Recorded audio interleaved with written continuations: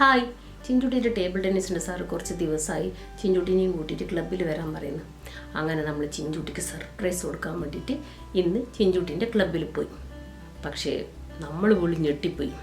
കാരണം ചിഞ്ചുട്ടി ക്ലബ്ബ് വിട്ടിട്ട് 6 വർഷം കഴിഞ്ഞു.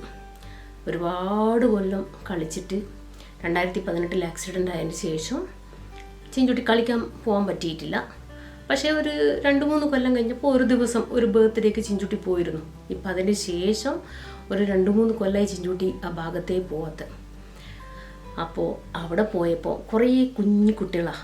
പണ്ട് ചിഞ്ചുട്ടിയെല്ലാം പഠിക്കാൻ തുടങ്ങിയ പോലത്തെ കുറേ കുഞ്ഞു കുട്ടികൾ. ചിഞ്ചുട്ടി കണ്ടിട്ട് പോലും ഇല്ലാത്ത ഒരുപാട് കുട്ടികൾ, 1-2 കുട്ടികൾ ചിഞ്ചുട്ടിനെ കണ്ടിട്ടുണ്ട്. പക്ഷേ ഒരു കുട്ടിക്ക് പോലും ചിഞ്ചുവിനെ അറിയാണ്ടില്ല. അമലാക്ക എന്ന് എല്ലാവർക്കും ചിഞ്ചുവിനെ പറ്റി അറിയാം.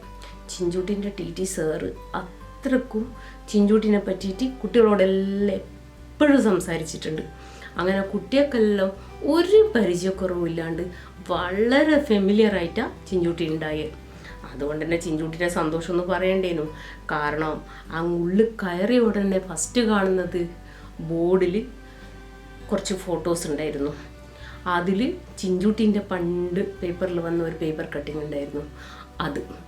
അത് കഴിഞ്ഞ് കുട്ടികൾ ഓരോ ആളും ചിഞ്ചുട്ടിനോട് വന്ന് വർത്തമാനം പറയാനും വെറുതെ സമയം സ്പെൻഡ് ചെയ്യാനും ഇങ്ങനെ എന്താ പറയണ്ടേ, കുറേ ദിവസമായി ചിഞ്ചുട്ടി ഇത്ര സംസാരിച്ചിട്ട്.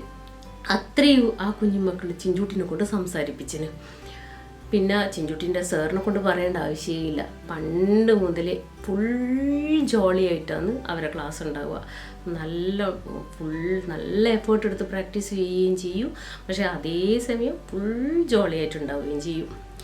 ഒരു ഭാഗത്ത് സന്തോഷിക്കണോ ഒരു ഭാഗത്ത് സങ്കടപ്പെടണോ എന്നറിയില്ല.